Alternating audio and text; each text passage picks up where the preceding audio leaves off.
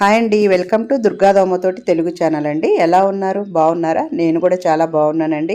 అలాగే మీరందరూ బాగుండాలని మనస్ఫూర్తిగా కోరుకుంటున్నాను. అయితే ఈరోజు వీడియో వచ్చేసి చికెను, ములక్కాయ, బంగాళదుంపలు అండి. చికెన్ తెచ్చిన తర్వాత అనుకోకుండా చుట్టాలు వచ్చారు అనుకోండి, ఈ విధంగా ఇంట్లో ఉన్న వాటితోనే మనం అడ్జస్ట్ చేసుకోవచ్చు అనమాట. చూసారు కదండి, ఇక్కడ ఆయిల్ వేసాను. ఆయిల్ వేడైన తర్వాత ఒక 2-3 చెక్క లవంగాలండి, ఎక్కువ వేయకూడదు అనమాట. వేసాను. అవి ఫ్రై అయిన తర్వాత ఒక ఉల్లిపాయ, పెద్ద సైజు ఉల్లిపాయ ఒకటి, 4-5 పచ్చిమిరపకాయలు కూడా ఇట్లా ఆయిల్లో ఫ్రై చేసుకుంటున్నాను.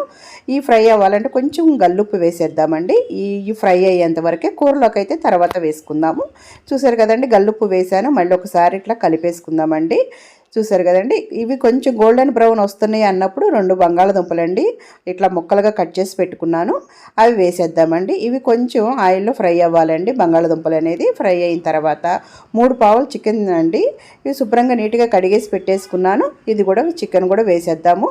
వేసేసి ఆయిల్లో ఇది కూడా బాగా ఫ్రై చేసుకుందామండి. చూసారు కదండి, ఇది ఫ్రై అయ్యేలోపు మూత కూడా పెట్టొద్దండి, పచ్చివాసన అంతా పోవాలన్నమాట చికెన్కి ఉన్నది. ఈ లోపు నేను అల్లం వెల్లుల్లిపాయ పేస్ట్ అనేది దంచేసుకుందామండి. రోట్లో దంచుకుంటున్నాం కదండి, ఈ కూరకి ఇంకా మంచి టేస్ట్ వస్తుందన్నమాట.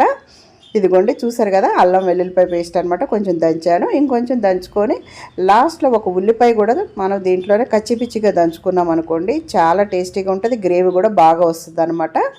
ఇదిగోండి, చూసారు కదండి, ఒక్క ఉల్లిపాయ వేస్తున్నాను అనమాట. ఇది కూడా కచ్చిపిచ్చిగా దంచేసుకుందాము. ఈ కూరలో ఎక్కువ మసాలాలు అయితే ఏం వేయొద్దండి, ఎందుకంటే మనకి బంగాళదుంప అలాగే ములక్కాయ టమాటా వేస్తున్నాం కాబట్టి చికెన్ ఈ ఫ్లేవర్స్ అన్నీ మనకు తెలియాలన్నమాట. అందుకని మసాలా అయితే ఎక్కువ వేయట్లేదు. స్టార్టింగ్లో 2-3 లవంగాలు వేసాను, ఒక 2 చెక్క ముక్కలు వేసాను అనమాట, చిన్న చిన్నవి, అంతేనండి. ఇక్కడ చూసారు కదా, మసాలా దంచేసుకున్నాను. ఈ లోపు 2-3 సార్లుగా నేను ఇవంతా ఫ్రై చేసుకుంటూ కలుపుకున్నానండి. చూసారు కదండి, చికెన్లో వచ్చిన వాటర్ అంతా అయిపోయిన తర్వాత మనం దంచుకున్న మసాలా పేస్ట్ ఉంది కదా, అల్లం వెల్లిపాయ, ఓన్లీ ఉల్లిపాయ ఒకటే దంచుకున్నాము. ఈ పేస్ట్ అనేది మనం దీంట్లో వేసేసి ఈ చికెన్తో పాటు ఆయిల్లోనే బాగా వేగాలండి. అప్పుడే మనకి ఈ కూర అనేది బాగా టేస్టీగా ఉంటుంది అనమాట. ఇదంతా మొత్తం కలిసేలా కలుపుకొని మంచిగా వేయించుకుందాము ముందు. చూసారు కదండి, మూత అయితే నేనేం పెట్టట్లేదండి. కొంచెం ఇట్లాగా ఒక 5 నిమిషాలు ఫ్రై చేసుకున్న తర్వాత మన టేస్ట్కి తగ్గట్టు కారం వేస్తున్నానండి. ఇది నేను వాడేది మసాలా కారం అనమాట. చూసారు కదా, నేను ఎప్పుడు నా వంటల్లో మసాలా కారమే ఎక్కువ వాడతానండి. ఏదో 2-3 వాటిలో అయితే మాత్రమే నేను నార్మల్ కారం వాడతాను అనమాట. ఇది కూడా మనం కారం వాసన పోయేలాగా ఫ్రై చేసుకున్న తర్వాత 2 టమాటాలండి ఇట్లా కట్ చేసి వేసుకున్నాను. ఇది కూడా ఒకసారి కలిపేసుకొని మూత పెట్టుకొని హైకి సిమ్లో మధ్యలో పెట్టుకొని మనం ఒక 2-3 నిమిషాలు మగ్గనిచ్చుకోవాలన్నమాట. టమాటాలు కొంచెం మగ్గిన తర్వాత మళ్ళీ ఒకసారి మూత తీసి చూద్దామండి. ఇదిగోండి, మూత అయితే పెట్టేస్తున్నాను.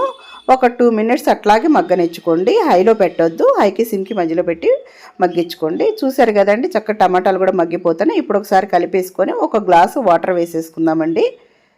చూసారు కదా, ఈ విధంగా వాటర్ వేసుకొని ఒకసారి కలిపేసుకుందాం. ఈ విధంగా కలుపుకొని ఇప్పుడు ఉప్పు సరిపోయిందో లేదో చూసుకోండి, చాలకపోతే కనుక మళ్ళీ ఒకసారి వేసుకోండి.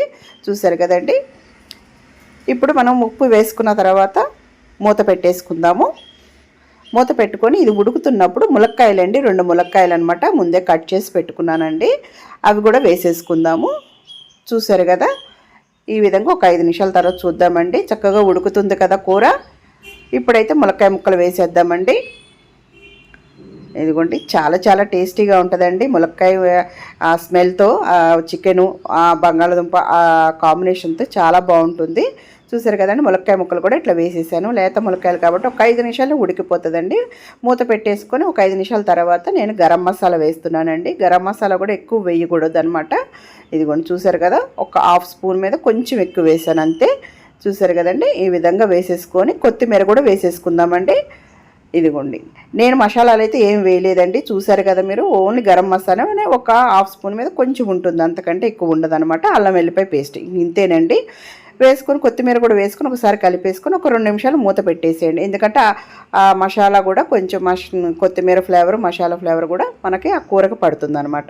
ఈ విధంగా ఒకసారి ట్రై చేయండి, చాలా చాలా బాగుంటుంది. నేను మాత్రం ఖచ్చితంగా చెప్తున్నానండి.